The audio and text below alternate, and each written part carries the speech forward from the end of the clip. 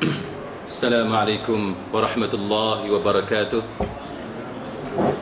إن الحمد لله نحمده ونستعينه ونستهديه ونستغفره ونعوذ بالله من شرور أنفسنا ومن سيئات أعمالنا من يهده الله فلا مضل له ومن يضلل فلا هادي له أشهد أن لا إله إلا الله وحده لا شريك له وأشهد أن محمدا عبده ورسوله اللهم صل وسلم على محمد وعلى آله وصحبه والتابعين بإحسان إلى يوم الدين وبعد Rabbi syurah li sadri, wahai Tuhanku, lapangkanlah dadaku ini, wa yassir li amri, dan permudahkanlah urusanku, wahlul 'uqdatam min lisani, dan uraikanlah kekeluhan lidahku, yafqahu qawli, supaya mereka memahami kata-kataku ini. Terima kasih kepada Tuan Haji Bakir selaku guru besar Sekolah Kebangsaan Bertam Perdana dan barisan ahli jawatan kuasa PIBG sekolah, seterusnya para guru, anak-anak dan tuan-tuan, puan-puan, muslimin, muslimat, mudah-mudahan dirahmati dan diberkati oleh Allah Subhanahu wa taala. Pada malam ini dalam tempoh lebih kurang 1 jam ataupun 1 jam lebih sikit, saya akan membicarakan tentang tajuk hijrah dan pendidikan insan. Baik, biasanya dalam masyarakat kita akan tergambar hijrah Nabi kita Muhammad sallallahu alaihi wasallam bersama dengan para sahabat dari Mekah pergi ke Madinah. Tapi untuk renungan sepintas lalu, selain daripada Nabi kita Muhammad sallallahu alaihi wasallam, antara nabi-nabi lain yang juga terlibat dengan proses hijrah, antaranya ialah Nabi Musa alaihi salam. Nabi Musa alaihi salam. Nabi Musa dia berhijrah kerana terlibat dalam satu pembunuhan yang tidak disengajakan. Maka dibimbangi berlaku tindak balas, maka dinasihatkan kepada Musa alaihi salam untuk keluar daripada tempatnya, pergi ke tempat yang lain, ke Madian, dan kemudiannya di Madian berjumpa dengan keluarga Nabi Syuaib alaihi salam dan berkahwin dengan anak perempuan kepada Nabi Syuaib dan tinggal di sana lebih kurang 7 tahun. Itu satu contoh untuk kita renung bersama. Nabi Musa alaihissalam keluar dari tempatnya kerana ada masalah. Begitu juga yang berlaku kepada Nabi Ibrahim alaihissalam, sehingga akhirnya Nabi Ibrahim berada di Palestin, berpindah dari satu tempat ke satu tempat, sampailah kepada pembinaan Baitullah Al-Haram di Makkah dan kemudiannya di Palestin. Ini menunjukkan kepada kita bahawa peristiwa hijrah ini berlaku juga kepada nabi-nabi yang lain. Saudara-saudari muslimi muslimat sekalian, dalam kehidupan kita seharian pun benda yang macam ni berlaku. Kita tengok umpamanya di kalangan rakan-rakan saya yang bekerja sebagai advocate and solicitor, peguam bela dan peguam cara, kalangan daripada bangsa India contohnya, ataupun bangsa Cina. Sebahagian daripada rakan-rakan saya ni dia suka keluar, migrate ke beberapa buah negara, terutamanya negara yang agak friendly dari sudut immigrationnya ialah Australia. Mereka akan pergi ke sana sama-sama ada terus menetap di sana ataupun pergi kepada satu tempoh tertentu, kemudian kembali semula beramal, praktis dalam legal profession atas beberapa sebab. Bagi sesiapa yang pernah bertugas sebagai pensyarah umpamanya, dia ada satu istilah yang disebut sebagai cuti 9 bulan ataupun setahun. Untuk para pensyarah, dia ada skim dia kita kata ambil break sekejap untuk dia buat kajian, dia pergi ke luar negara contohnya, dan dikehendaki untuk menulis beberapa tulisan ataupun beberapa kajian. Sebab apa benda ni berlaku? Kalau kita tengok kepada peristiwa kejadian alam ini umpamanya, kita buat comparative religion, kita akan tengok bahawa antara agama Yahudi, Kristian dan Islam ni dia ada beberapa persamaan walaupun ada juga perbezaan. Contohnya ialah kepercayaan di dalam agama Yahudi yang percaya bahawa Allah Ta'ala ataupun Tuhan mencipta alam ini dalam 6 hari, dan pada hari yang ke-7 Tuhan berehat. Itu kepercayaan orang-orang Yahudi. Tuhan berehat, dan rehat itu berlaku pada hari Sabtu. Sebab itu bagi orang-orang Yahudi, hari Sabtu ialah public holiday pada hari Sabtu. Bagi kita orang-orang Islam, sebahagian riwayat menunjukkan bahawa dalam tempoh 6 hari, sebagaimana yang disebut dalam surah As-Sajdah, kan,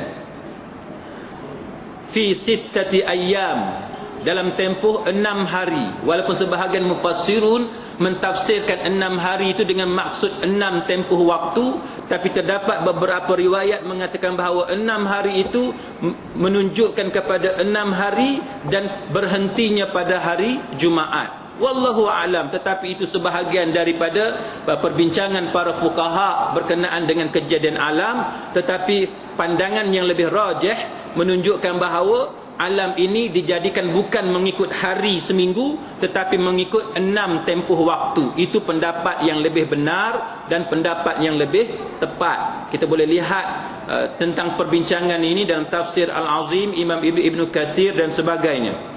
Baik, saudara-saudari muslimi muslimat sekalian, maka secara ringkasnya kita akan dapati bahawa dalam kehidupan ini dia ada perjalanan dia. Dia ada perjalanan dan dia ada rehat dia atas sebab-sebab yang tertentu. Dan semua ini memang akan dihadapi oleh manusia, kerana manusia itu dijadikan oleh Allah Ta'ala dalam keadaan yang lemah.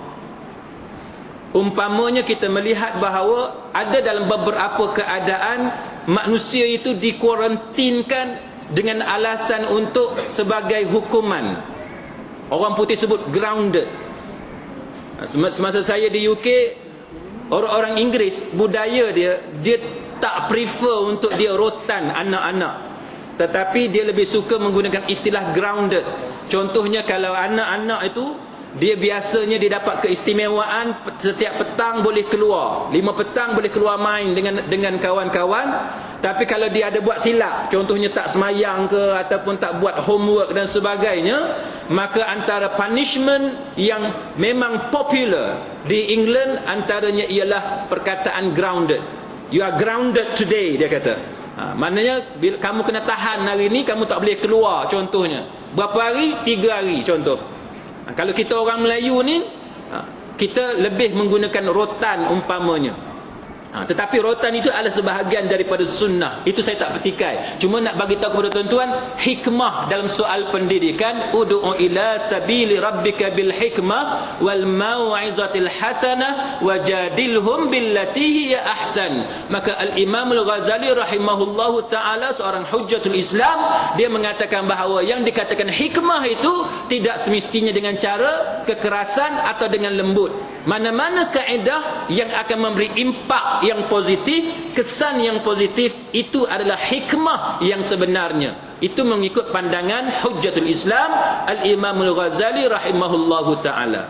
Baik, ini yang kita panggil sebagai di human life cycle, pusingan hidup seorang manusia. Ini mengikut perspektif barat. Kita sebagai seorang Islam, kita percaya bahawa sebelum adanya apa yang disebut sebagai fertilized egg, telur yang telah bersenyawa itu, Sebelum itu telah pun ada satu kehidupan yang kita panggil sebagai kehidupan di alam roh. Di alam roh. Apa beza kehidupan kita di alam roh yang tak nampak? Umpamanya kita tengok ada orang mati, kan? Roh dia keluar daripada jasad dia. Kita nampak dah roh dia keluar, kita tak nampak. Tapi roh itu ada atau tidak? Ada. Jin, malaikat, syaitan daripada golongan jin, iblis, dia ada ataupun tidak? Ada. Tapi kita nampak ke? Tak nampak. Jin, ada masanya dia menjelma diri dia, dia menampakkan diri dia. Malaikat, ada ketikanya dia menampakkan diri dia. Tetapi pada masa yang sama, kita mengetahui bahawa malaikat dalam banyak keadaan kita tak nampak. Contohnya apa dia? Pernah satu ketika malaikat maut menjelmakan diri dia, sebagaimana yang disebut dalam hadis yang sahih, bahawa malaikat maut menjelmakan diri dia kepada Nabi Musa alaihi salam. Bila dia menjelma diri dia kepada Nabi Musa alaihi salam, Nabi Musa ni dia bagi penampar dekat malaikat. Dia bagi penampar. Baik, cerita ni kita tak akan terima kecuali apabila dia datang daripada hadis yang sahih. Maka daripada peristiwa itu, maka malaikat tidak lagi diizinkan untuk menjelmakan diri dia. Jin umpamanya, ada ketikanya jin menjelmakan diri dia. Berapa ramai di kalangan kita dia mendakwa bahawa dia tengok ada lembaga hitam, dia dikacau oleh satu lembaga berbulu hitam dan sebagainya, menakutkan sehingga berlaku histeria dan lain-lain. Tetapi pada masa yang sama bila kita cari balik, benda tu tak ada, ataupun yang nampaknya seorang je, orang lain tak nampak. Maka para ulama membicarakan tentang soal ini, dan ini menunjukkan kepada kita bahawa makhluk Allah Ta'ala ni, dia ada ketikanya dia bersifat sebagaimana air. Air dalam botol ni umpamanya, bila dia jadi wap, dia naik ke langit, ke udara, kita tak nampak apabila dia menjadi wap. Tapi bila dia sejuk, dia jadi awan, dia turun semula sebagai air, kita nampak dia sebagai air. Maknanya kejadian alam ini sebagaimana air, itulah juga kejadian yang Allah Ta'ala takdirkan kepada malaikat, kepada jin. Yang mana jin ada ketikanya dia menjelmakan diri dia, dan ada ketikanya dia menghilangkan dirinya. Sebagaimana air, ada ketikanya kita nampak dia, dan ada ketikanya dia, apabila dia menepati sunnah Allah Ta'ala, maka dia menghilangkan diri dan kita tak mampu nak tengok dia. Dia menjadi invisible. Itu contoh kejadian yang berlaku kepada manusia. Maka daripada alam roh ni, dengan adanya lelaki dan perempuan, ayah dan ibu, maka adanya apa yang kita sebut sebagai benih. Dan daripada benih inilah dia akan jadi janin, akan jadi baby, sebagaimana yang tuan-tuan tengok. Dan dalam Islam, Nabi kita sallallahu alaihi wasallam mengajar supaya daripada peringkat memilih pasangan lagi, maka hendaklah dipilih yang terbaik dengan ciri-ciri yang ditetapkan oleh Nabi sallallahu alaihi wasallam. Kalau 4 contohnya, kan? Kalau ada 4 syarat ni, itulah yang terbaik.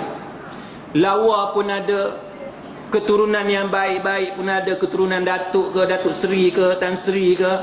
Lepas tu ada harta, kan? Pak mertua tu, bakal pak mertua tu kaya, pergi meeting naik helikopter. Yang tu kena cari yang macam tu. Tapi tuan-tuan semua dah kahwin dah, tak payahlah. Dah kahwin dah, tak payah cari pula, kan? Yang keempatnya ialah agama, kan? Dengan jalan tunduknya, waraknya, tak tengok benda yang lain melainkan benda yang halal. Ada 4 ni, kan? Wajah cantik macam Era Fazira contoh, atau macam isteri Yusri sekarang ni, lawa. Lepas tu apa dia, dari segi keturunan, keluarga dia baik-baik, adik-beradik dia elok-elok semua. Sebab apa dalam Islam dia menekankan tentang soal ini? Pengalaman saya jadi peguam syar'i di Mahkamah Syariah menunjukkan bahawa kalau keluarga tu dia bagi sokongan dengan cara yang tak betul, punah ranah rumah tangga. Pernah, saya minta maaf lah saya sebut lah, pernah satu orang mamak ni dia datang jumpa saya. Dia kata, Ustaz tahu tak, mamak kalau dia bergaduh, habis dengan family dia turun. Tu mamak sendiri mengaku tu. Mamak sendiri mengaku. Dia kata mamak kalau dia bergaduh, satu family dia turun. Maknanya family itu yang bagi sokongan, yang menyebabkan benda yang dah tak elok dah, tapi kemudian dia jadi lebih tak elok. Pasal apa? Sokongan yang tak elok ni.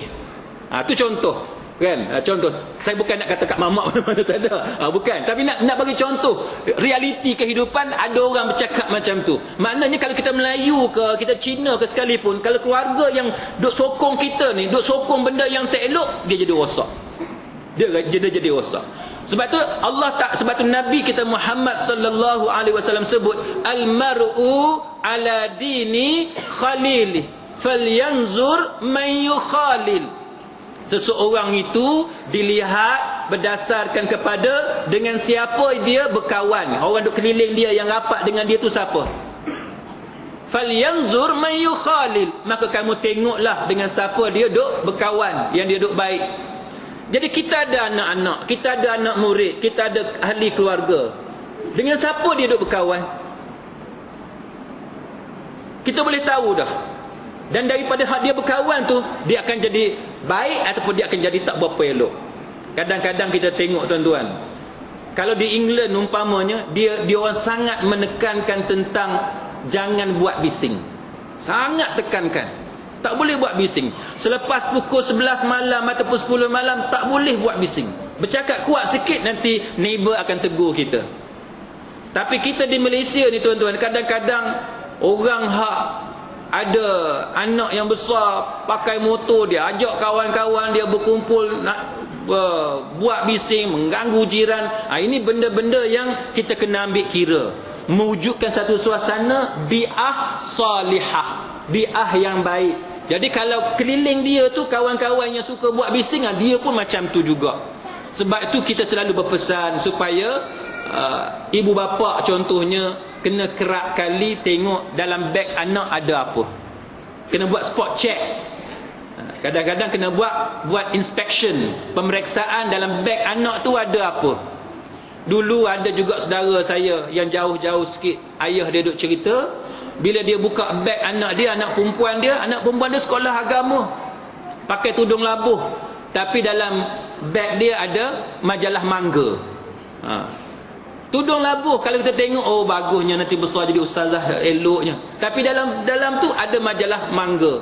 Pernah dijumpai dalam kasut sekolah anak-anak dara dia ni, yang belasan tahun ni, ada surat cinta daripada si boyfriend. Dia sembunyi dalam tapak, dalam kasut kan. Kasut ada lapisan tu, bawah tu ada sembunyi surat cinta daripada boyfriend dia.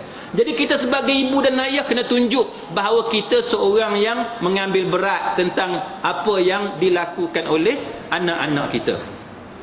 Itu secara ringkasnya bahawa kita sebagai orang Islam ni perlu ambil kira tentang siapa dia yang akan jadi ayah dan juga ibu kepada anak-anak. Selain daripada itu, Islam juga menekankan tentang soal keturunan. Tuan-tuan tengok bagaimana Nabi kita Muhammad sallallahu alaihi wasallam mengikat para sahabat dengan baginda. Macam mana dia ikat khalifah, al-khulafa ar-rasyidin al-mahdiyyin, 4 orang khalifah yang utama ni, macam mana Nabi ikat dia. Abu Bakar Siddiq, khalifah Islam yang pertama, macam mana Nabi ikat? Nabi ikat dengan mengahwini anak kepada Abu Bakar Siddiq kan. Aisyah radhiyallahu anha menjadi isteri kepada Nabi kita Muhammad sallallahu alaihi wasallam. Umar al-Khattab, macam mana Umar al-Khattab? Nabi berkahwin dengan Hafsah. Uthman berkahwin dengan anak kepada Nabi kita, 2 orang. Ali berkahwin dengan Fatimah kan, anak kepada Nabi kita Muhammad sallallahu alaihi wasallam. Maknanya 4 khalifah ni tuan-tuan sekalian diikat dengan cara perkahwinan. Itu antara strategi dakwah. Begitu juga kita lihat bahawa golongan bangsawan dipengaruhi didekati oleh Nabi kita Muhammad sallallahu alaihi wasallam. Abu Bakar daripada golongan bangsawan, Umar daripada golongan bangsawan, Uthman daripada golongan bangsawan, dan Ali juga daripada golongan bangsawan. Maka ini menunjukkan kepada kita bahawa peranan keluarga itu penting. Sebab apa tuan-tuan? Sebagai contoh, kalau tuan-tuan ada kesusahan, siapa yang paling dekat dengan kita yang akan bagi pertolongan? Adik-beradik, mak dengan ayah. Kita susah tak ada duit, family kena tahan, masuk penjara, family jahat macam mana sekalipun, family lah yang duk datang. Saya duk tengok dekat mahkamah magistrate contohnya, yang geng penagih dadah, kadang-kadang tuan-tuan sekalian, suami tu penagih dadah, isteri lah yang duk datang bawa anak tengok suami dia dalam lokap dekat mahkamah. Suami penagih dadah, tapi isteri punyalah cantik. Kita pun pelik. Penagih dadah ni, dia punya kepandaian apa? Dia punya skill. Dia pandai bercakap. Dia sangat pandai bercakap. Sebab tu kebanyakan penagih dadah, bini dia lawa-lawa. Cuba tengok. Betul tak? Hak mana lawa, semua dapat kena sambar di penagih dadah. Ustaz memang tak sempat lah ustaz. Dia sambar di penagih dadah dulu. Cuba tengok dekat mahkamah. Yang duk pergi, isteri semua lawa-lawa. Itu contoh benda yang duk berlaku dalam masyarakat. Jadi, isteri lah yang akan sokong suami dia, walaupun suami dia jahat macam mana sekalipun, bawa anak tengok ayah dalam lokap mahkamah. Maknanya family ni, dia ada satu support yang sangat diperlukan. Sebab tu Islam, dia meletakkan 4 syarat ni yang tuan-tuan kena pertimbang. Baik. Tapi saya tak akan pergi semua benda ni. Tapi yang pentingnya ialah cycle ini berlaku kepada manusia, maka berlaku perpindahan, hijrah manusia tu daripada satu alam roh pergi kepada alam dunia kita sekarang ni. Dengan alam dunia dia ada beberapa peringkat, kemudian daripada itu akan pergi ke alam barzakh yang mana permulaan kepada alam akhirat. Itu adalah perjalanan hidup manusia. Baik, muslimin muslimat sekalian, dalam peristiwa hijratul Rasul, satu ayat yang saya ingin ajak tuan-tuan sekalian tengok ialah suratul Nisa ayat 97. A'udzubillahi minasyaitonir rajim. Innal ladzina tawaffahumul malaikatu zalimi anfusihim qalu fima kuntum qalu kunna mustad'afina fil ard qalu alam takun ardullahi wasi'ah fatuhajiru fiha faulaika ma'wahum jahannam wasa'at masira. Sadaqallahul azim. Sesungguhnya golongan yang diwafatkan oleh malaikat maut, mereka itu dalam keadaan menzalimi diri mereka sendiri. Lalu malaikat maut bertanya kepada mereka, fima kuntum, bagaimanakah keadaan agama kamu? Qalu kunna mustad'afina fil ard. Kami ni adalah golongan mustad'afin, kami golongan tertindas di bumi kami sendiri. Qalu, malaikat maut berkata, menempelak orang-orang yang mati itu dengan berkata, alam takun ardullahi wasi'ah fatuhajiru fiha. Tidakkah bumi Allah Ta'ala ni luas di mana kamu boleh berhijrah kepadanya? Faulaika ma'wahum jahannam. Mereka tu tempat kembali mereka ialah neraka Jahannam. Wasa'at masira, seburuk-buruk tempat kembali. Muslimin muslimat sekalian, ayat ni dia cerita pasal orang baik ke orang jahat? Orang baik ke orang jahat? Orang jahat lah kan?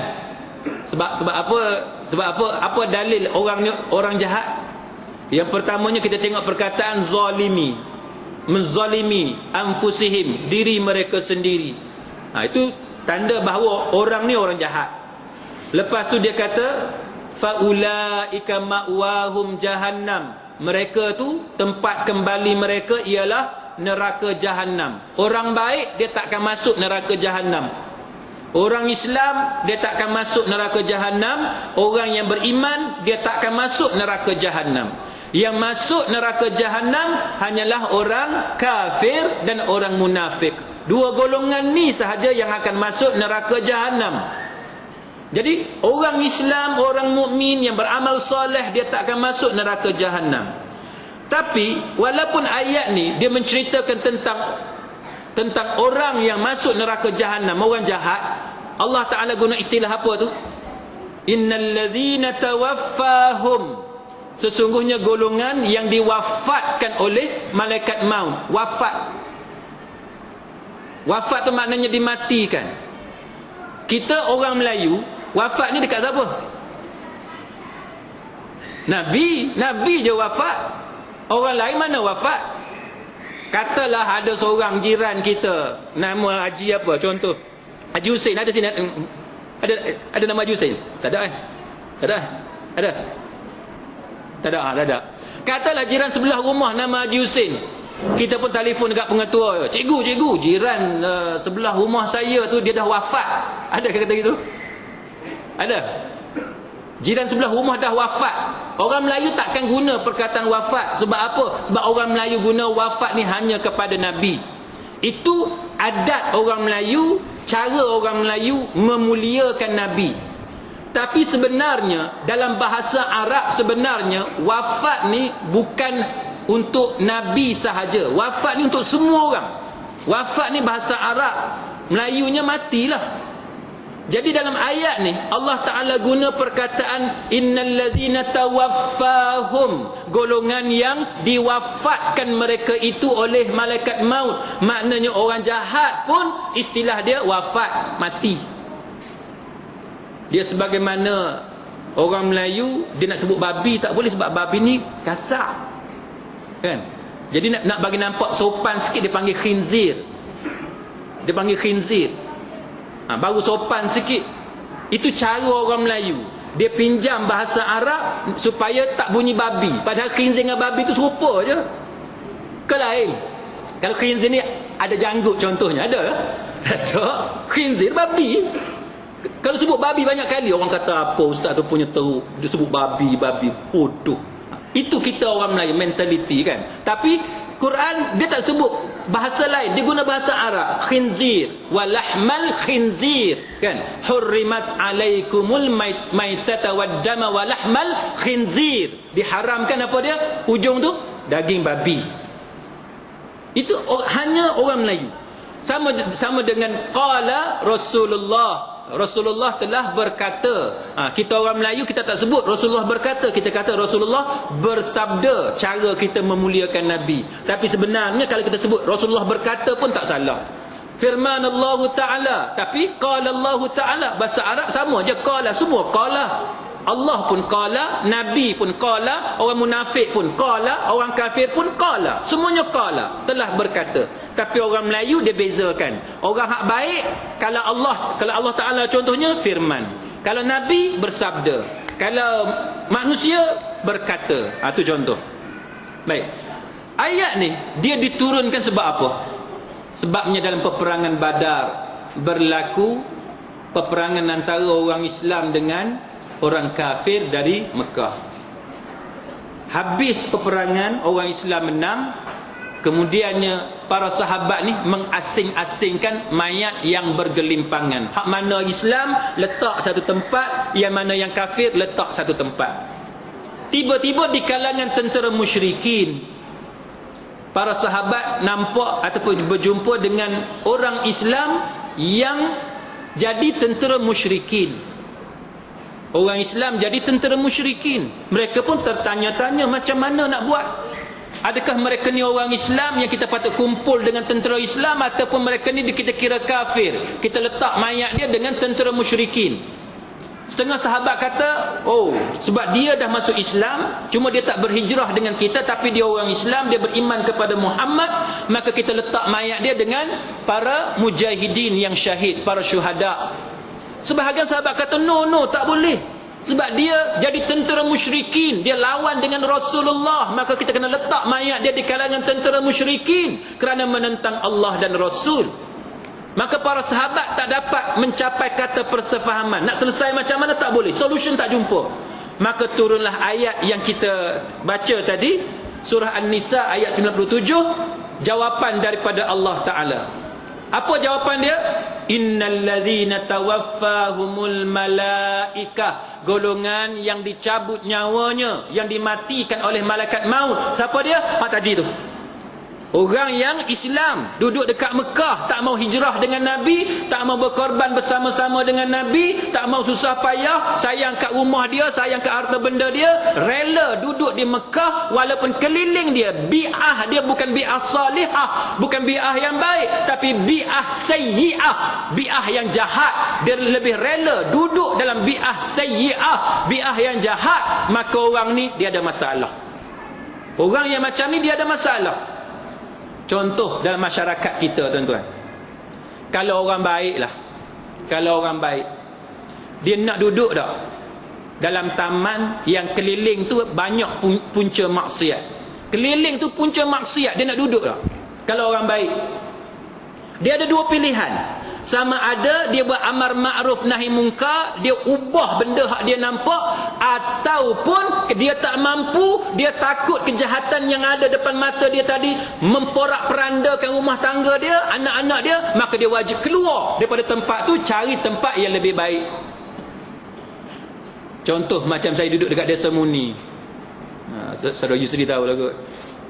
Desa Murni tu, dia ada satu tempat yang mana depan tu rumah-rumah yang budak Sony duduk, budak-budak kilang Sony duduk. Adalah satu isteri ni, dia duduk cerita kat saya, dia kata, "Ustaz, suami saya ni," dia kata, "kalau time budak kilang duduk keluar kat depan rumah, dia sibuk nak basuh kereta. Pantang," dia kata, "kalau budak kilang keluar je duduk bersembang dekat pagar tu, suami saya nak basuh kereta," dia kata. Budak kilang ni kadang-kadang hak datang daripada Sabah, saya minta maaf lah saya sebut Sabah, tapi hak datang daripada beberapa negeri Malaysia Timur, tuan-tuan, kadang-kadang dia keluar rumah pakai seluar pendek pun ada.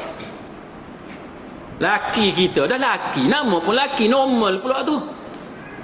Dia sibuk nak basuh kereta kan. Kadang-kadang dia keluar, dia pakai t-shirt, seluar tak tahu pakai kedok, tak nampak.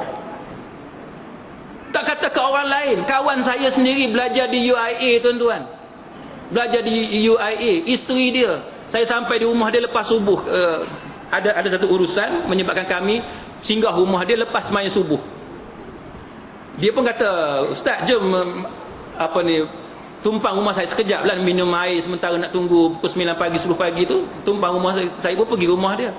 Isteri dia keluar pukul 7 pagi nak buat air kat saya, tuan-tuan, pakai t-shirt saja, seluar tak sempat saya nak tengok pakai kedok. Saya dah kata kat isteri saya kata, "Allah, kalaulah kawan kita hak belajar UIA ni pun macam ni cara dia." Berat, tuan-tuan, berat. Budak-budak kilang Sony ni kadang-kadang dia duduk bertenggek kat tepi, apa kata, kerb apa? Kerb tahu kerb? Kan? Duduk atas kerb tu, dia duduk atas tu. Suami ni pun, iyalah, kalau tak tengok rugi kan. Ada free show. Jadi isteri bising. Kita orang Islam, bila ada benda-benda yang macam yang tak elok ni, wajib kita tegur. Wajib kita tegur, wajib kita ubah. Tapi soalan sekarang, katalah atas sebab yang tertentu kita tak mampu nak tegur, tak mampu nak nasihat, tak mampu nak ubah. Benda ni rosak tak? Dia akan rosak, dia akan merosakkan suami kita, dia akan merosakkan anak-anak kita yang akan tengok benda-benda maksiat. Maka ada sebaik-baiknya bagi orang Islam yang duduk dalam satu tempat yang dikelilingi oleh maksiat, yang dia tak boleh nak tangani maksiat itu, dia kena keluar duduk tempat elok. Itu hukum agama. Sebab itu fatwa Lajnah Daimah lil Buhuthil Ilmiah wal Ifta, kerajaan Arab Saudi mengatakan bahawa duduk di negara kafir yang dikelilingi contohnya oleh perkara-perkara maksiat yang kita tak boleh nak kawal, maka wajib bagi orang Islam tu keluar daripada negara yang tak elok tadi, duduk di negara hak elok. Sebab bumi Allah Ta'ala ni luas. Dan ayat ni juga yang kita sebut ni menjadi dalil bahawa adanya conversation antara orang yang mati dengan malaikat maut. Ayat ni, surah An-Nisa ayat 97 ni menjadi dalil adanya perbualan. Boleh bercakap, orang mati tu, roh yang roh keluar daripada jasad, menjadi dalil bahawa roh boleh bercakap dengan malaikat maut. Dalil dia yang mana? Yang ni. Ini dalil dia. Dia boleh bercakap. Cumanya orang mati dia tak boleh bercakap dengan kita orang hidup. Dia tak boleh bercakap. Kalau bercakap juga tu benda lain. Kalau bercakap itu benda lain. Ada orang kata, ada orang ceritalah dulu-dulu. Mungkin tu teringat kot cerita tu. Satu sultan ni, raja perempuan dia meninggal dunia. Dan saya tahu tuan-tuan pun tahu cerita ni. Yang jadi masalah kepada istananya ialah sebab sultan ni duk nampak-nampak raja perempuan dia ni balik ke rumah. Yang saya nak sebutnya ialah bahawa itu bukanlah orang yang mati yang kita nampak. Sebab orang yang mati dia tak boleh menjelma depan kita. Kalau betul kejadian macam tu berlaku kepada orang yang hidup, maka apa yang dia nampak itu adalah golongan jin yang mengganggu kita. Itu adalah golongan jin yang mengganggu kita. Yang saya cerita tadi, dia boleh menjelma diri dia, menampakkan diri dia, dan dia mengganggu manusia. Itu dalil dia. Dan sebab tu kita kata bahawa orang yang mati ni dia dengar doa kita, salam kita. Kita pergi ke tanah perkuburan, kita bagi salam kepada orang dikubur, orang dikubur mendengar salam kita. Tadi kalau tuan-tuan tengok video isteri kepada pegawai Jabatan Agama Islam Pahang, kan? Tuan-tuan tengok, sedih kalau kita tengok. Kalau kita tengok sedih sebab kematian secara mengejut. Jadi orang perempuan biasanya macam itulah, bila suami meninggal dalam keadaan mengejut, dia lemah tuan-tuan sekalian, dan dia pengsan. Kalau tuan-tuan tengok dalam video tu, dalam online tu, tuan-tuan boleh tengok macam mana kesedihan yang menimpa kepada keluarga itu. Dalam satu hadis yang dihasankan oleh Syekh Muhammad Nasiruddin Al-Albani, dinyatakan bahawa di antara tanda kiamat ialah apabila berlakunya maut faja'ah. Kematian maut, kematian secara faja'ah, secara tiba-tiba, secara mendadak. Bila berlakunya kematian secara mendadak, berleluasanya kematian secara mengejut, maka itu di antara tanda berlakunya kiamat. Kematian mengejut macam mana? Banyaknya kemalangan. Itu mengejut, kemalangan. Pagi tu elok je breakfast sama-sama, kan? Elok je breakfast sama-sama. Tiba-tiba si suami ni cium isteri dia. Selama ni tak pernah cium pagi-pagi. Hari tu lepas minum teh dengan nasi lemak, dia cium isteri dia. Isteri kata, abang pasal apa abang pagi ni pelik, kan? Orang Melayu kita memang lagu tu lah. Pasal apa abang ni pelik? Kata tak ada apa-apa, saja nak cium hang je. Dia cium pipi bini dia, dia pun keluar rumah. Tiba-tiba setengah jam lepas tu polis telefon bagi tahu suami puan ni kemalangan jalan raya. Datanglah wartawan dekat rumah tanya, puan, sebelum dia kemalangan pagi ni, ada tak benda yang pelik-pelik yang berlaku? Tu perangai orang Melayu kita lah. Ada tak benda pelik-pelik? Kebetulannya pagi tu memang betul suami dia tak pernah cium pagi-pagi. Pagi-pagi dia tak pernah cium. Lepas dia minum air, lalu dia akan keluar rumah. Pagi tu je dia cium. Lepas tu isteri pun beritahu lah, menangis beritahu, memang dia selama ni tak pernah cium saya pagi-pagi, tapi tadi je dia cium saya. Mati lagu tu. Jadi dalam masyarakat kita, jangan buat benda pelik-pelik. Buat benda pelik-pelik sekali lagi, orang kata hang nak mati ke? Lagu tu lah, kan? Jadi kalau suami hari tu berasa sangat isteri dia lawa hari tu, rasa nak cium pipi bini dia, jangan cium, sikit lagi mati. Masalah orang Melayu ni, dia punya kepercayaan dia tu tak ada sangkut paut dengan agama, tak ada ajaran datang daripada Allah dan Rasul, tapi dia boleh percaya benda-benda lagu tu. Tuan-tuan, kita ni buat benda baru tak jadi masalah. Kita tak pernah cium isteri pagi-pagi, kita nak cium lah. Jangan duk rasa, aku ni pasal apa rasa nak cium isteri? Nak mati ke aku ni? Jangan duk rasa lagu tu.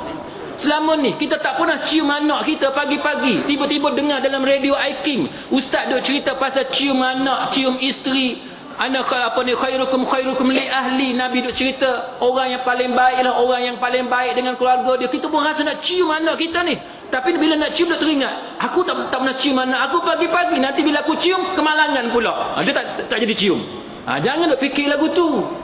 Itu salah, itu khurafat, tak ada sangkut paut pun. Mati ni kalau dia nak datang cara tiba-tiba, tuan-tuan buat benda pelik ke, tak buat benda pelik ke, dia nak datang dia datang je. Tapi orang Melayu dia percaya. Yang jadi pelik tu pasal apa? Orang Melayu percaya sebab dia kata malaikat maut dah ziarah dah. Malaikat maut dah survey dah. Bila malaikat maut survey, tengok pintu rumah ada berapa, nak masuk kot mana, nak keluar kot mana, yang tu yang jadi perangai pelik tu. Ini kepercayaan tak tahu datang dari mana. Orang Melayu percaya yang kita buat benda pelik hari itu tu kerana diziarahi oleh malaikat maut yang sikit masa lagi akan ambil nyawa kita. Yang ni wallahu a'lam tuan-tuan, saya tak tahulah datang dari mana. Baik, maka Imam Albani menghasankan hadis ini dan mengatakan bahawa itu di antara tanda berlakunya kiamat, iaitu apabila berlakunya kematian secara tiba-tiba, berleluasa, kematian secara tiba-tiba. Duduk elok-elok macam kes pegawai Jabatan Agama Islam Pahang, duduk elok-elok dekat rumah, lunch hour, rehat hari Ahad, isteri suruh gantung langsir, tiba-tiba datang 2-3 orang hamba Allah tadi, penjenayah tadi, panggil dia, tembak. Macam mana kawan tu tak rasa lemah diri dia? Kematian secara mendadak, tanpa sebarang ada tanda, mati secara faja'atan, mengejut. Maka para ulama, antaranya diulas oleh Syekh bin Baz, dia mengatakan bahawa ini menunjukkan, dia mengatakan bahawa kematian secara tiba-tiba ini, secara faja'atan ini ditakuti oleh orang yang kafir, ditakuti oleh orang yang berdosa. Tetapi bagi orang Islam, bagi mukmin yang beramal soleh, mereka tidak mempunyai masalah dengannya, kerana orang yang beramal soleh dia sentiasa bersedia untuk menghadapi kematian. Kan, kita semayang pun kita dah rasa dah, seolah-olah semayang kita ni semayang kali terakhir. Itu cara orang mukmin, orang soleh, seolah-olah itu yang terakhir. Maka kalau berlaku kematian, maka seorang yang soleh dia dah bersedia dah nak hadapi keadaan itu. Tapi bagi orang yang berdosa, dia boleh berlaku. Bila berlaku kematian secara mengejut, maka dia mati dalam keadaan tidak bersedia. Sebab tu muslimin muslimat sekalian, kita orang Islam ni kita kena bersedia. Tapi ada orang kita dia kaitkan kematian ni dengan tanda-tanda orang tu nak mati. Kalau misalnya bukan, di kalangan masyarakat kita dia menganggap bahawa kalau orang tu buat jahat, maka Tuhan akan balas dia. Contohnya macam si Tenggang. Si Tenggang, dia derhaka pada mak dia, apa jadi? Dia akan jadi batu. Dalam agama Islam tuan-tuan, cerita macam ni cerita yang tidak ada asas. Sebab apa? Sebab kalau semua orang yang derhaka pada mak dia, dia akan jadi batu. Ada tak orang berani derhaka pada mak? Tak ada. Cukup seorang je. Cukup seorang je dekat Bertang Perdana ni, seorang je derhaka pada mak, jadi batu. Semua orang jadi baik tuan-tuan. Semua orang lalu, ni budak nama Amran ni, dia semalam dia derhaka pada mak ni, dia ni batu, dah jadi batu. Lepas tu ada tak orang yang sanggup derhaka pada mak? Tak ada.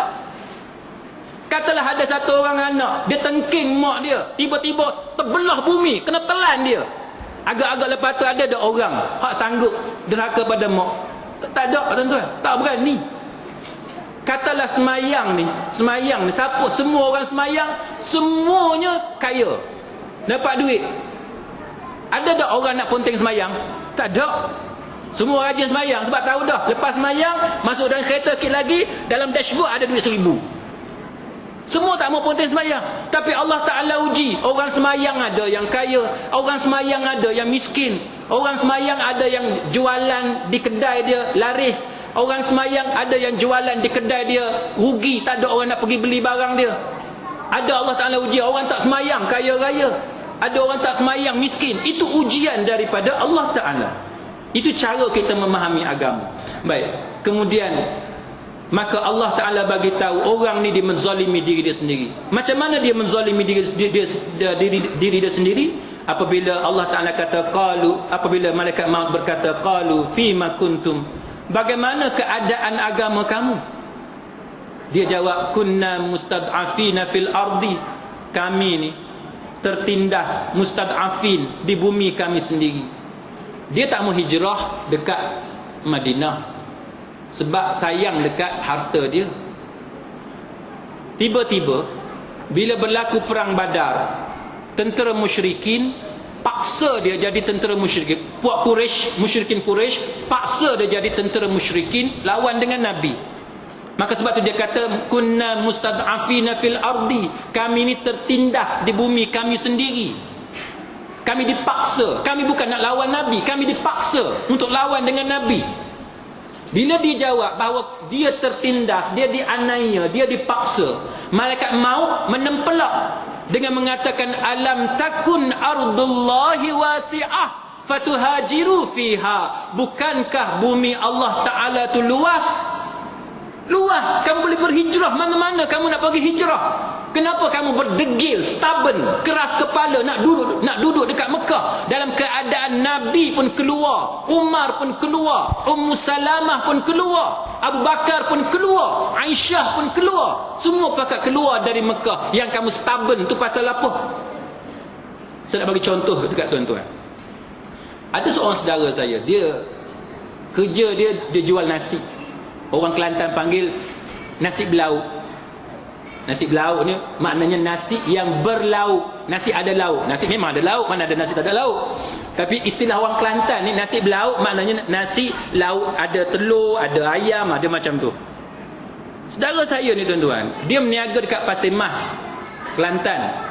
Pasir Mas ni orang kata kalau nak cari perempuan Kelantan hak paling comel, Pasir Mas lah. Betul ke tak saya pun tak tahu. Kalau betul saya mesti cari isteri saya dekat Pasir Mas, tapi saya cari dekat Temeloh.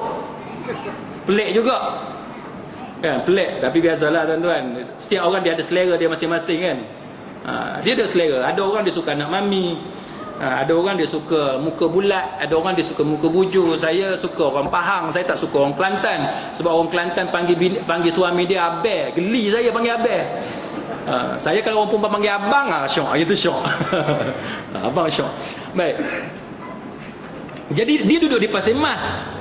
Dia berniaga di Pasir Mas berapa lama, rugi. Tak laris jualan dia. Banyak masalah. Dia pun keluar daripada Pasir Mas, dia pergi duduk di Wakaf Baru. Wakaf Baru ni daerah Tumpat, Kelantan, tempat kelahiran saya. Wakaf Baru. Dia berniaga di Wakaf Baru. Beberapa lama pun tak laku perniagaan dia. Dia keluar daripada Wakaf Baru dengan bergaduh dengan adik-beradik apa semua, dengan mak mertua dan lain bergaduh. Banyak masalah. Dia keluar daripada Wakaf Baru, keluar daripada Kelantan, dia pergi duduk di Damansara pula. Damansara. Duduk di Damansara. Niaga di Damansara pula.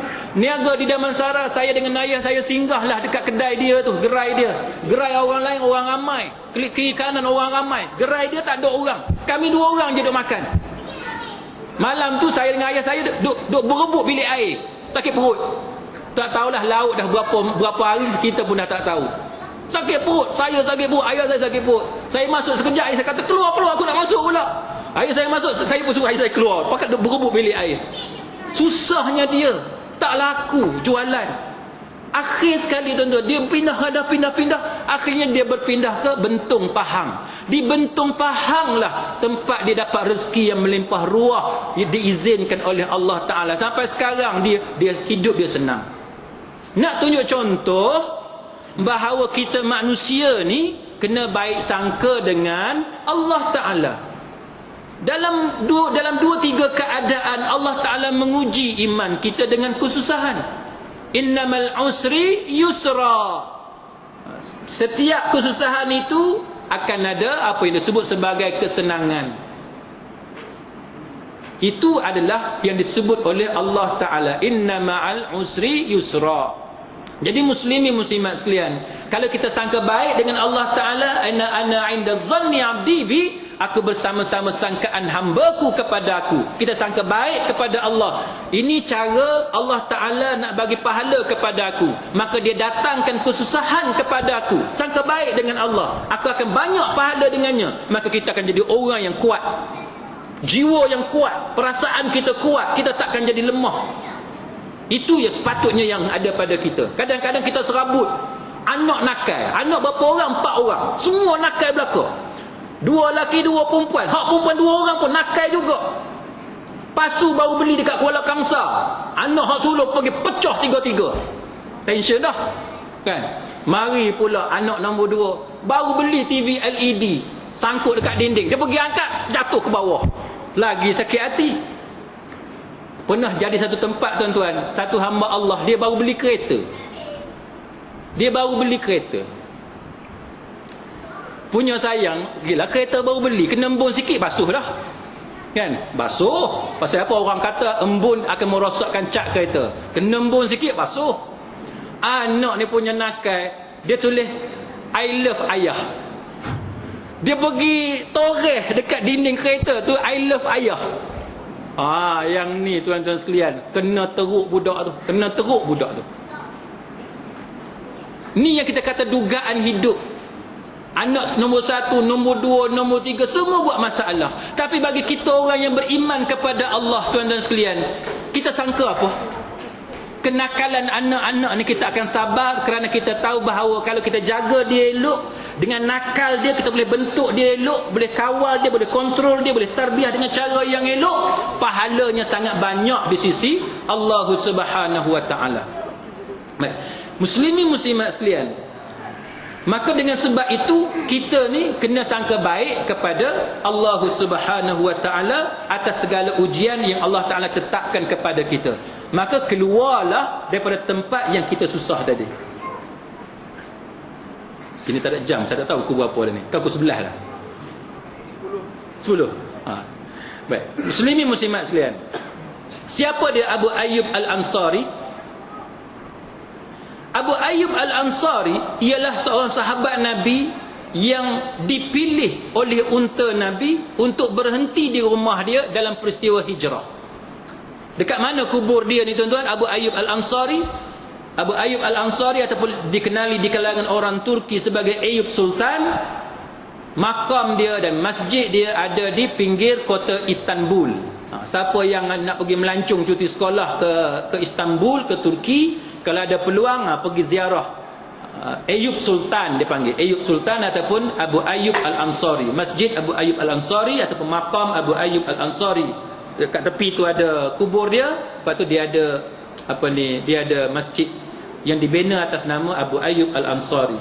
Kalau tuan-tuan tengok tu, dia kata he hosted Prophet Muhammad who migrated to Medina for 7 months in his home.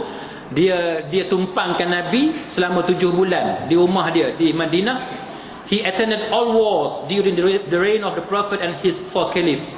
Mana dia menyertai semua peperangan pada zaman Nabi dan pada zaman 4 khalifah Islam, Abu Bakar sampai kepada Ali, semua perang dia sertai.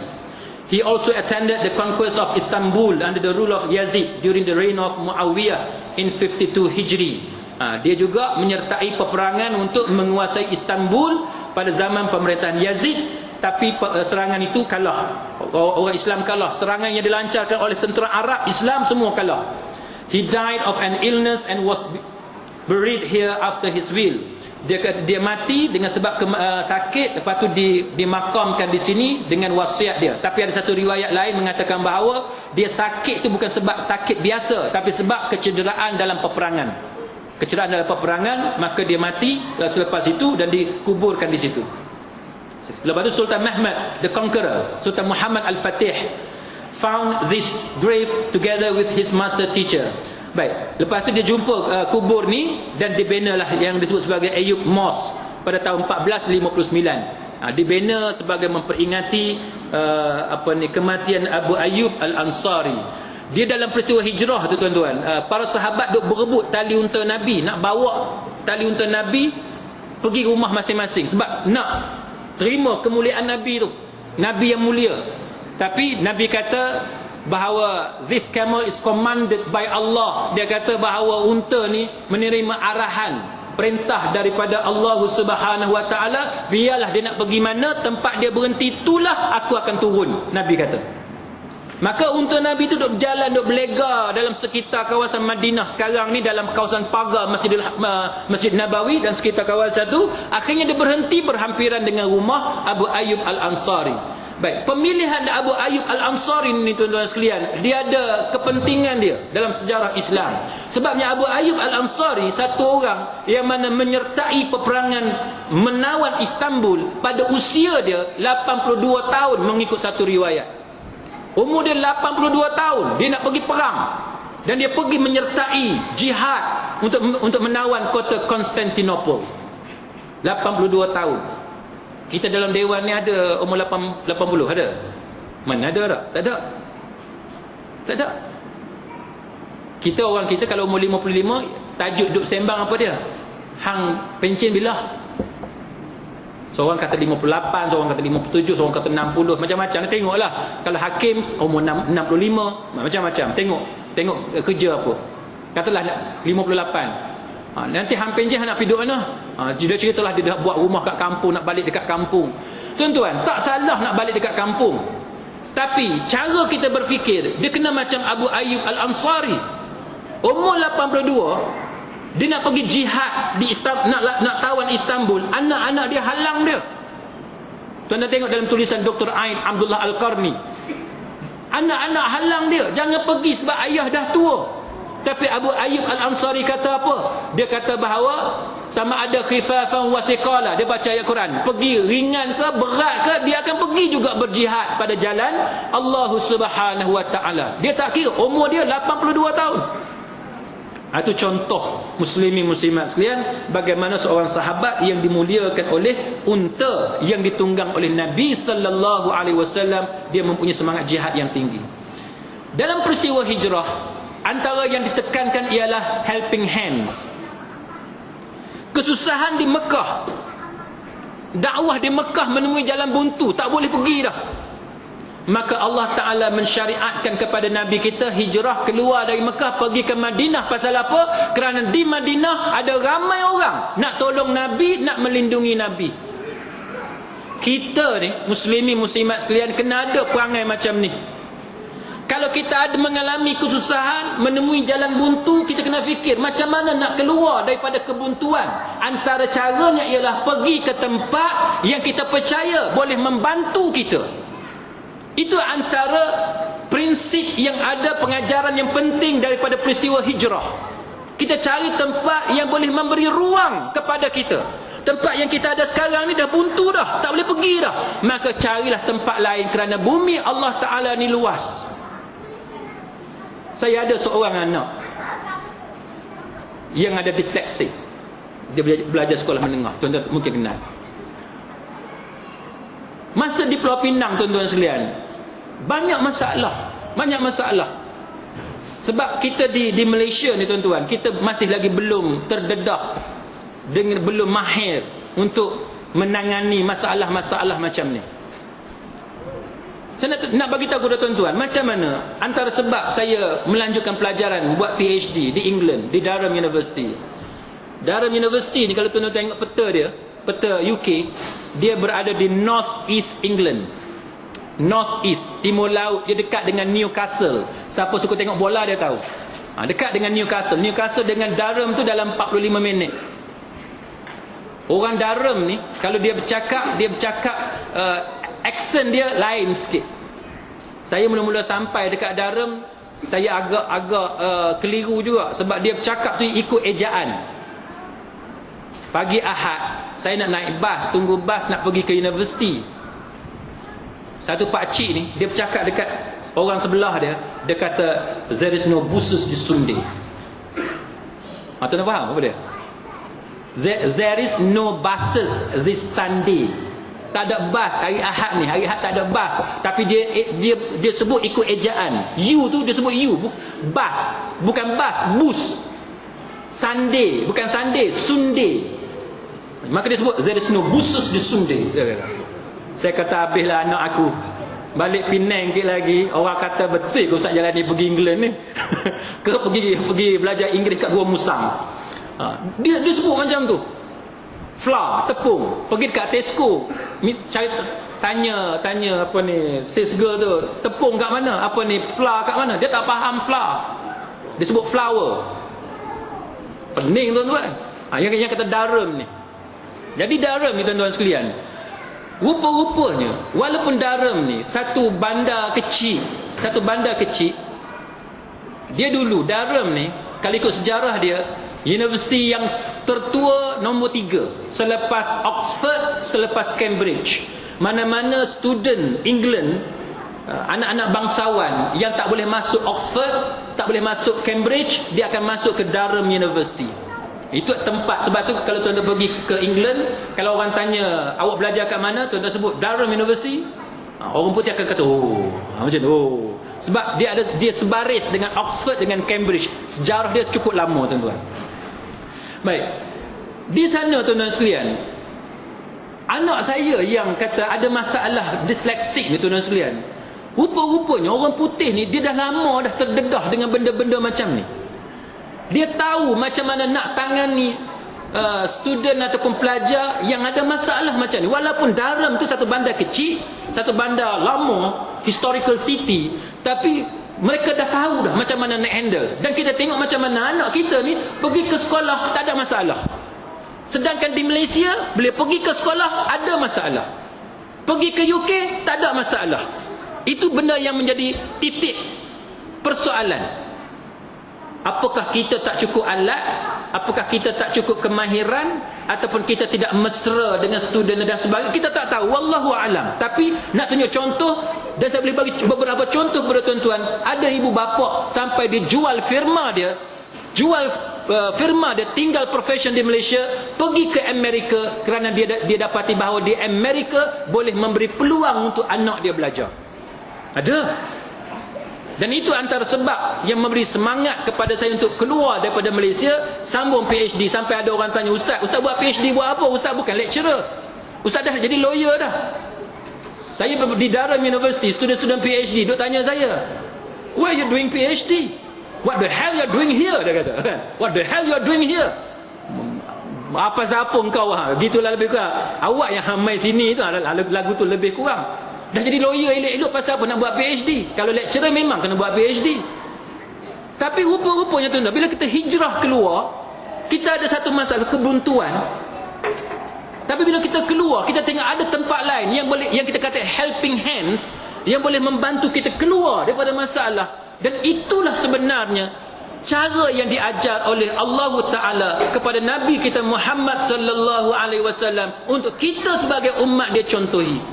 Bagi siapa yang ada masalah buntu, dia kena keluar daripada kebuntuan. Jangan putus asa, dia kena usaha macam mana nak buat. Itu cara dia. Contoh apa dia?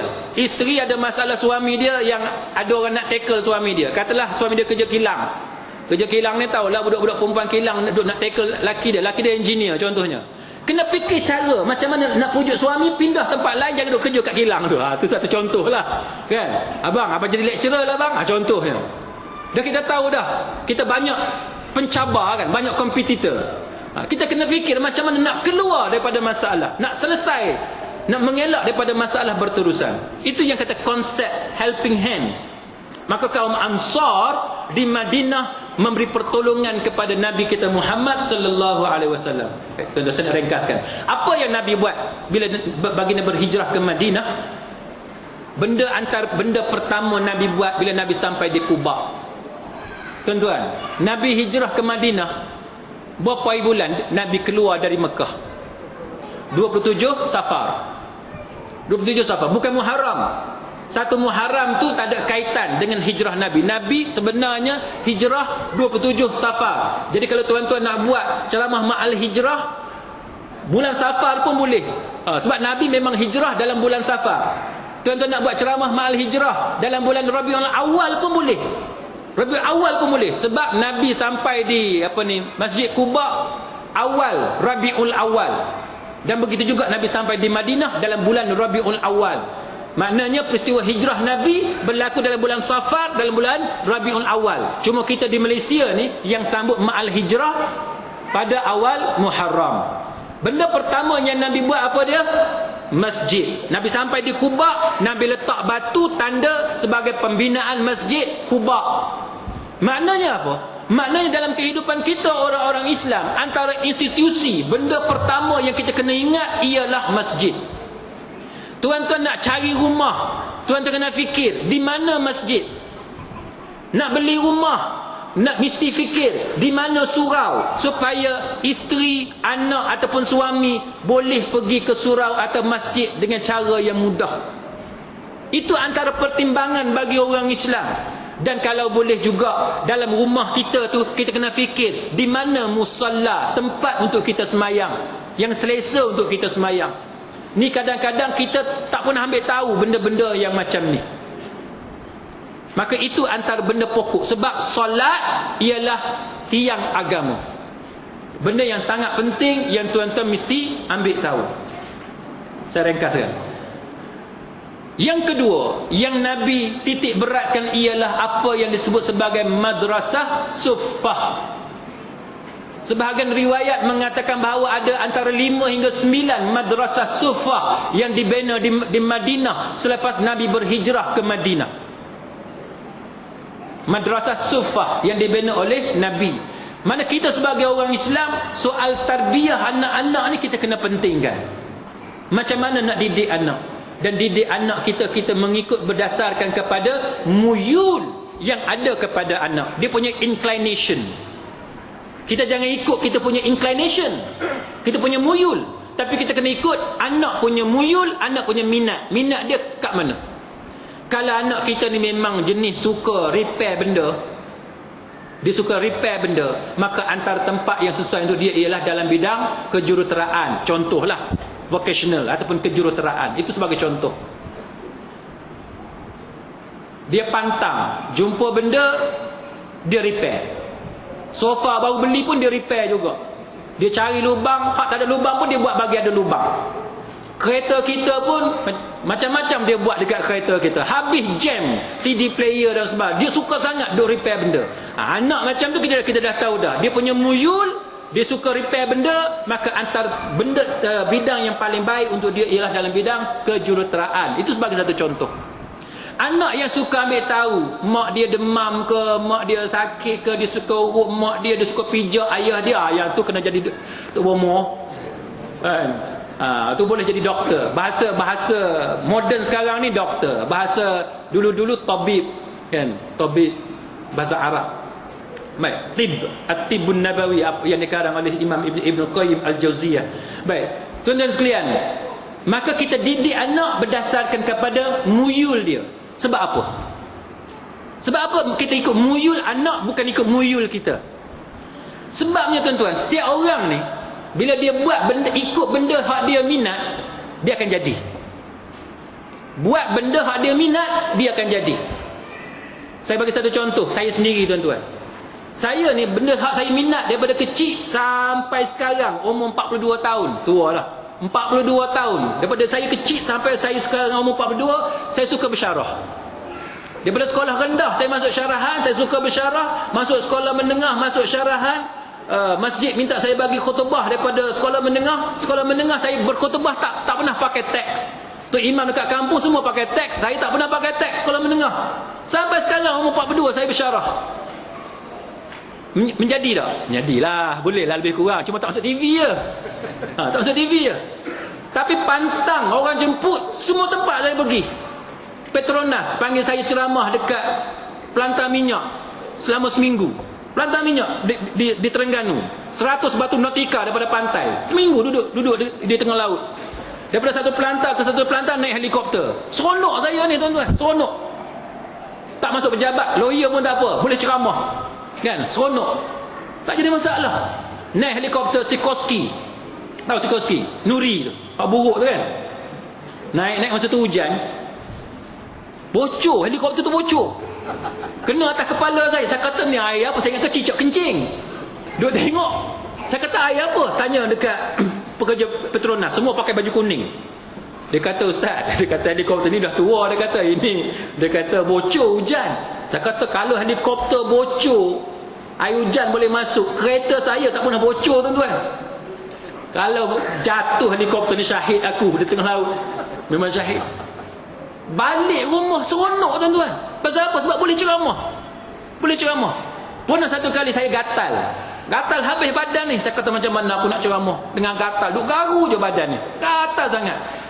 Saya kata beratlah aku kali ni. Nanti dapat mikrofon, ada rostrum, nanti orang tengok ustaz ada menggarunya macam mana ni. Tapi nak cerita dekat tuan-tuan, sebab minat punya pasal, dia start dengan Assalamualaikum tu, sampailah Assalamualaikum, bila habis tu saya tak menggaru. Tak menggaru. Pasal apa? Sebab saya enjoy bila saya ceramah. Jadi manusia ni, bila dia buat satu benda hak dia minat, dia akan menjadi. Dia akan menjadi. Saya bukan ustaz pun sebenarnya, saya sekolah sains, tuan-tuan sekalian. Sekolah sains, Sains Dungun, Terengganu. Belajar biologi, kimia, matematik tambahan dan sebagainya. Cuma masuk UIA, eloknya sebab ambil bahasa Arab. Yang tu yang boleh bahasa Arab. Lepas tu jadi lawyer. Tapi dah suka ceramah, orang panggil ustaz. Tak apalah, dapat gelaran ustaz kan. Itu contoh tuan-tuan sekalian. Jadi anak kita, kalau kita channelkan dia, mengikut muyul dia, dia punya inclination, maka itu lebih mudah sebenarnya untuk dia berjaya. Percayalah kepada apa yang saya sebut tadi tuan-tuan sekalian, benda yang dia minat. Yang ketiga, benda yang Nabi buat di Madinah ialah ukhuwah ataupun mu'akhah. Mu'akhah ataupun brotherhood, mempereratkan tali persaudaraan Aus Khazraj, Ansar, Muhajirin dan sebagainya. Dan itu dipertautkan. Dan kita dalam keluarga kita, muslimin muslimat sekalian, kita kena ajar kepada anak-anak kita supaya saling tolong menolong antara satu sama lain, dan jangan ada sifat cemburu, busuk hati sesama adik-beradik. Kadang-kadang anak-anak kita tuan-tuan tukar channel pun bergaduh kan. Seorang nak tengok adalah rancangan kegemaran dia, seorang ada rancangan kegemaran dia. Ayah dah kaya, beli TV yang kedua pula, 2 TV. Beli 2 TV bergaduh juga pasal apa? Pasal nak TV baru pula.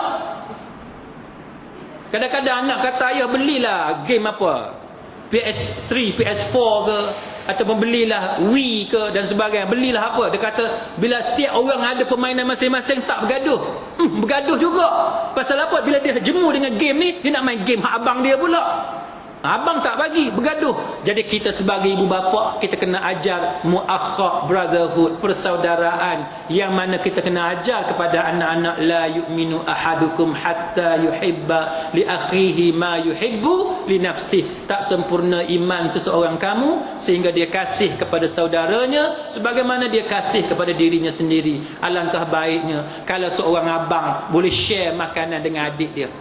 Alangkah baiknya kalau seorang adik boleh share game dia, toys dia, permainan dia dengan abang dia, berkasih sayang antara satu sama lain. Dan yang kita tak mau berlakunya ialah sebagaimana yang ditunjuk dalam surat khabar dan lain-lain, anak sampai bunuh mak ayah pasal marah bengang. Mak ayah tegur, dia pasang TV kuat waktu maghrib. Kalau tuan-tuan baca surat khabar lama, 3-4 tahun lepas, dia tu penagih dadah, dia tension, tak dapat bekalan kot. Dia tengok TV waktu maghrib. Dia pasang kuat TV. Mak dia nasihatlah dia, apa waktu maghrib hang pasang kuat-kuat, pelan sikit. Dia bengang, dia katak ayah dia, dia pukul ayah dia sampai mati. Yang mak dia ni, dia pukul mak dia, dia angkat mak dia, dia pergi dekat gaung dekat sebelah rumah dia tu, dia lempar mak dia ke bawah. Tuan-tuan sekalian, orang macam ni contoh orang yang sudah hilang akal dia. Jadi kita nak kena didik anak-anak kita supaya menjauhi benda-benda yang boleh menghilangkan akal fikiran dia. Yang keempat yang Nabi buat ialah menjalinkan hubungan dengan golongan bukan Islam yang ada di Madinah, khususnya golongan Yahudi. Dibuat dengan pelbagai agreement, kontrak, perjanjian dengan kaum Yahudi di Madinah. Itu contoh yang Nabi ajarkan kepada kita. Maka kita sebagai orang Islam hari ini, ada orang Cina agama Buddha ke Kristian, ada orang India agama Hindu dan sebagainya, kita jalinkan hubungan dia, sampaikan dakwah kepada dia setakat kemampuan kita. Kita tak mampu nak cakap, dakwah bil hali pun paling antara yang terbaik. Tak mampu dakwah bil lisan, dengan lidah tak mampu nak cakap, tak mampu, paling kurang dengan perbuatan, dengan akhlak, dengan peribadi kita. Bila kita berjiran dengan dia, tunjukkan kita adalah the best neighbor yang dia ada, jiran yang terbaik yang dia ada. Kita ada apa-apa yang kita buat, kita bagi dekat dia sebagai hadiah. kita berdakwah kepada orang bukan Islam, katalah dia tak mau masuk Islam sekalipun, pahala itu dikira oleh Allah Ta'ala. Muslimin muslimat sekalian, dalam Sahih Bukhari, ni payah orang buat PhD kat England, dia ambil hadis dalam bahasa Inggeris pula. Tak apalah, saya nak cepat tadi tuan-tuan, jadi saya tak sempat nak copy matan dalam bahasa Arab. Dia kata Yathrib, previous name of Madinah, was a dirty city. Dia kata when the Sahaba, Prophet's companions, came from Makkah to Madinah, many of them got sick and did not like that city. The Prophet asked them to clean the city and remove its dirt and filth. Aisyah, may Allah be pleased with her, said, we came to Madinah and it was the most polluted land of Allah. The water there was most stinking. Al-Bukhari, hadis nombor 1756. Dalam Sahih Bukhari disebut bahawa Yathrib ini nama lama bagi Madinah, ada satu bandar yang kotor. Bandar yang kotor. Bila sahabat Nabi sampai di Madinah, hijrah dari Mekah ke Madinah, kebanyakan mereka sakit dan tak suka kepada Madinah. Tengok pengorbanan sahabat ni, pergi ke tempat yang dia tak suka sebenarnya. Madinah bandar yang kotor. Bukan Madinah sekarang. Madinah sekarang sangat-sangat cantik. Tapi Madinah zaman dulu kotor, tuan-tuan sekalian. Dan Nabi memerintahkan kepada mereka membersihkan bandar Madinah dan buang semua kekotoran. Aisyah radhiyallahu anha berkata, kami datang ke Madinah dan dia adalah satu tempat yang paling, antara tempat yang paling kotor, yang tercemar, antara bumi Allah yang tercemar, yang paling tercemar. Dan air dekat sana bau dia busuk. Tuan-tuan sekalian, pasal apa? Sebab pollution, pencemaran. Maka Nabi mengajar kepada kita tempat yang kotor tu kemudiannya jadi bersih. Sebab apa? Sebab Islam yang ada kepada para sahabat Nabi. Kita orang Islam pun, tuan-tuan sekalian, rumah tangga kita kena jaga bagi bersih. Saya duk ceramah merata, tuan-tuan. Hak benda biasa saya suka pinjamnya ialah toilet. Orang jemput pergi ceramah, kadang-kadang dia jemput saya pergi minum air rumah dia. Kita pun masuk air, minum air di rumah dia. Kadang-kadang rasa nak pergi ke toilet, nak pergi toilet, kadang-kadang tuan-tuan, ya Allah, ada kepala ikan Jaws dalam tu. Kita ni kalau tetamu datang rumah, sebelum dia guna toilet, jenguklah dulu. Ni kalau hak elok tak apa, tuan-tuan, ni hak bangsa Afrika pun ada juga. Kita tengok tu sembahyang pun tak khusyuk, duk terbayang-bayang, ngerinya. Janganlah sampai taruh tu, jangan sampai taruh tu, teruk sangat. Macam-macam hak cerah perut pun ada. Sebelum tetamu masuk, flush dulu. Jangan bagi tetamu guna hak tak elok, kan? Rumah kita ni, tuan-tuan, bagusnya terima tetamu. Sebab apa? Sebab rumah yang baru lepas kena serang Garuda, kalau tetamu nak datang, kita sibuk kemas, betul tak? Masa itulah kita kemas. Tak apa, alhamdulillah, maknanya rumah kita adalah ulangan dia, kita kemas. Jadi Madinah ni tempat yang kotor, dan Nabi mengajar kita membersihkan bandar yang kotor. Maka orang Islam, tuan-tuan sekalian, katalah Bertam ni tempat yang kotor, maka dia jadi bersih kerana ada orang Islam. Kita tak mau jadi macam orang Islam di England sekarang ni. Tuan-tuan pergi ke England, tuan-tuan cari bandar yang ramai orang Islam. Contohnya mana? Bradford. Tuan-tuan pergi kat Bradford, tuan-tuan tak rasa itu bandar orang putih. Sebab apa? Sebab yang keluar dekat Bradford tu yang pakai baju panjang, yang pakai sari, yang pakai kopiah.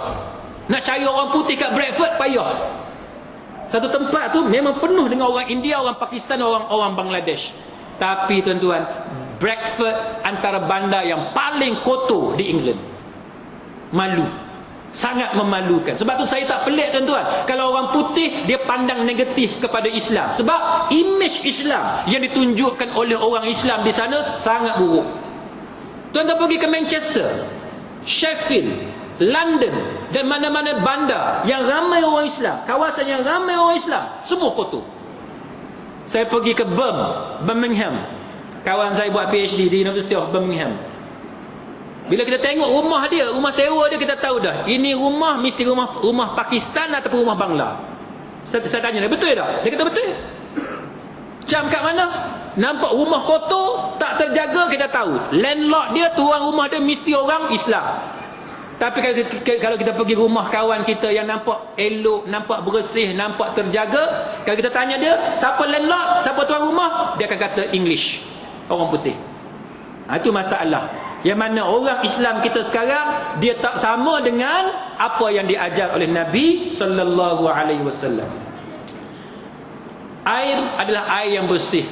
Telaga di Madinah, dan satu riwayat mengatakan bahawa bila Nabi berhijrah ke Madinah, dibuat 50 telaga untuk bekalan air bersih kepada penduduk Madinah. Maknanya Nabi mengajar kepada umat dia mementingkan bekalan air bersih. Dan antara benda yang Nabi ajar, tuan-tuan, bangun pagi-pagi, antara benda hak Nabi duk amal apa dia? Minum air.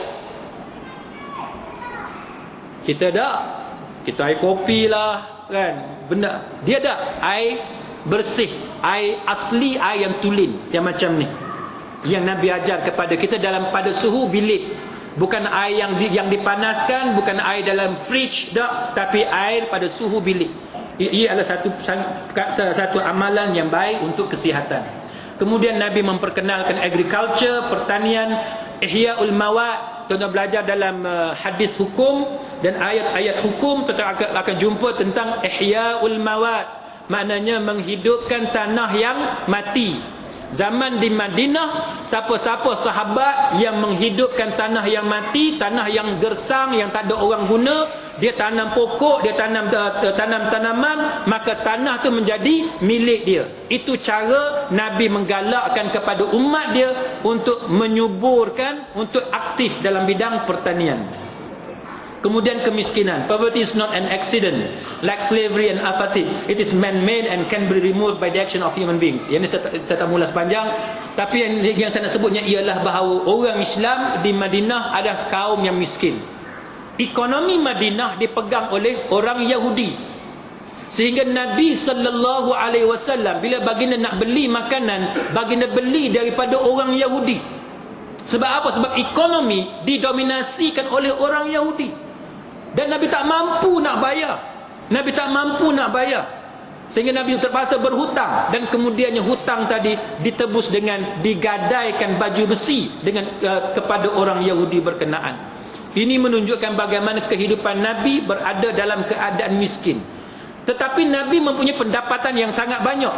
1/5 daripada ghanimah, harta rampasan perang, pergi kepada Nabi. Tapi Nabi tak ambil kerana Nabi salurkan kepada para sahabat baginda. Itu cara Nabi memerangi kemiskinan yang ada di kalangan orang-orang Islam pada masa itu. Semua pendapatan baginda Nabi sumbangkan kepada masyarakat, kepada para sahabat baginda. Itu cara dia. Baik, akhir sekali muslimin muslimat sekalian, di Madinah apa yang Nabi buat ialah safety. Saya nak sebut secara ringkas sebelum saya tutup, tuan-tuan sekalian. Dalam kehidupan kita hari ini, tuan-tuan tengoklah cara budaya barat, health and safety. Health and safety. Dia sangat pentingkan health and safety. Di rumah contohnya, saya pernah bekerja sambilan di England, nak cari duit lebih, saya bekerja sebagai carer, jaga orang cacat, jaga orang tua yang cacat otak. Jadi saya jaga orang tua, saya duk bawa orang tua ni pergi tengok bola. Kalau siapa yang ada Facebook, boleh tengok Facebook saya, gambar atas tu, gambar saya dekat Manchester City Club, kan? Sebab saya bekerja sebagai driver kepada orang tua hak cacat ni, pergi tengok bola Manchester United, Manchester City, Sheffield dan sebagainya. Jadi amalan orang putih ni, tuan-tuan, rumah dia, bila saya duduk di rumah dia, dia sangat pentingkan health and safety yang Nabi ajar ni. Tapi kita orang-orang Islam jarang buat. Dia ajar kepada kita, tuan-tuan, kalau benda yang poison, benda yang racun, tuan-tuan sekalian, tak boleh letak dengan makanan. Itu yang Nabi ajar. Benda yang berbahaya tak boleh letak dengan makanan. Hatta sabun pun tak boleh letak di tempat makanan. Orang Melayu kita, terutamanya di kampung-kampung, dia tak kisah kadang-kadang yang menoreh getah, tuan-tuan. Cuka getah letak dekat dapur. Tuan-tuan ingat dalam surat khabar pun ada sebut satu budak UKM, Fakulti Perubatan. Masa tu UKM, Fakulti Perubatan dia 6 tahun. Masa tu, sekarang 5 tahun. Dulu 6 tahun. Dia tahun 6, dah final year dah. Nak grad sebagai doktor dah. Dia balik cuti di rumah dia, mak dia penoreh getah. Cuka getah tu, yang warna dia sama macam air minum ni, Dia pergi letak dekat dapur, dekat meja makan. Anak dia yang balik cuti universiti, tuan-tuan sekalian, bangun tengah malam nak minum air dahaga, dia pergi minum cuka getah. Dia minum cuka getah. Bila dia dah minum, dia dah sedar, bila dah terbakar dalam perut dia, tak sempat buat apa dah. Yang dia sempat cakapnya ialah dia minta injection. Sampai dekat hospital dia mati. Itu contoh health and safety yang mana kita orang Islam ni kita tak buat. Jadi kita kena patuh benda-benda yang macam untuk mengurangkan risiko berlakunya kemalangan. Muslimin muslimat sekalian, saya 10 lebih dah kan? 11? 10.40 dah, saya minta maaf. Tuan-tuan sekalian, dah 10.40. Jadi saya rasa tidak ada soalan kot. Ini ceramah ni. Jadi saya rasa tidak ada soalan. Cuma kesimpulannya, muslimin muslimat sekalian, daripada peristiwa Hijratul Rasul, kita hendaklah ambil pengajaran untuk menunjukkan kepada kita bahawa dalam kehidupan ni dia ada pengorbanan. Bila sebut pengorbanan, maknanya dia ada kesusahan. Hidup ni kalau tuan-tuan nak senang lenang, tuan-tuan tak mau susah, maka kita akan gagal mencapai cita-cita kita. Contohnya tuan-tuan sekalian, kalau kita nak anak kita berjaya, kita kena paksa dia membaca. Mak dengan ayah saya dulu, saya masih ingat tuan-tuan sekalian, zaman saya dulu antara sekolah yang terkenal ialah sekolah asrama penuh. Mak ayah ni cukup gila dengan sekolah asrama penuh. Ayah saya kata apa? Dia kata, kalau hang nak masuk sekolah yang pakai tie dengan makan buah apple, masuk sekolah asrama penuh. Masa tu ayah saya, dia gula-gula saya macam tu. Dia gula-gula. Saya darjah 5, darjah 6, dia gula-gula saya macam tu. Masa tu nak masuk sekolah asrama penuh dengan peperiksaan penilaian darjah 5. Masa tu. Jadi exam darjah 5 tu mesti cemerlang untuk masuk MCKK ataupun SBP yang lain. Jadi ayah saya kata bahawa hang nak cemerlang, nak masuk SBP, kena kena belajar sungguh-sungguh. Dan antara orang yang berkorban duk jaga saya membaca ialah ibu saya. Setiap kali saya baca buku, dia duduk sebelah. Kadang-kadang dia yang tidur di sebelah saya baca buku, dan bila saya tengok mak saya tidur, saya pun tidur juga. Dan kita ni, kita rasa kita cerdik. Kita baca buku, ambil buku, kita letak benda lain dekat tengah buku. Letak komik ke apa kan, seolah-olah kita membaca buku. Tapi mak ni orang tua tuan-tuan, dia lebih cerdik daripada kita. Dia datang jenguk, dia tahu kita letak benda lain. Saya pun tak tahu macam mana dia boleh tahu. Entah-entah dulu-dulu pun dia buat macam tu juga. Dia tahu. Helah kita anak-anak masa tu. Jadi muslimin muslimat sekalian, nak dapat anak yang cemerlang, ibu dan ayah ataupun guru terpaksa berkorban demi kemaslahatan masa depan anak-anak. Tidak ada jalan yang shortcut yang mudah, melainkan memerlukan kepada pengorbanan masa, tenaga dan sebagainya. Mudah-mudahan apa yang kita bincang pada malam ini mendapat pahala yang berlipat kali ganda di sisi Allah Ta'ala. Dan pada masa yang sama saya ucapkan jazakumullahu khairan jaza kepada Tuan Guru Besar, Tuan Haji Bakir, kepada pihak PIBG, kepada guru-guru kerana sudi menjemput saya, memberi penghormatan sebegini untuk menyampaikan ceramah, berkongsi pengalaman saya. Apa-apa yang silap, yang salah itu kecacatan saya, kelemahan saya sebagai seorang manusia, dan saya mohon teguran dan nasihat yang baik kepada tuan-tuan sekalian. Moga-moga ini menjadi bekalan kepada kita semua di hari akhirat kelak. Aqulu qawli hadza wa astaghfirullahal azim li wa lakum. Wassalamualaikum warahmatullahi wabarakatuh.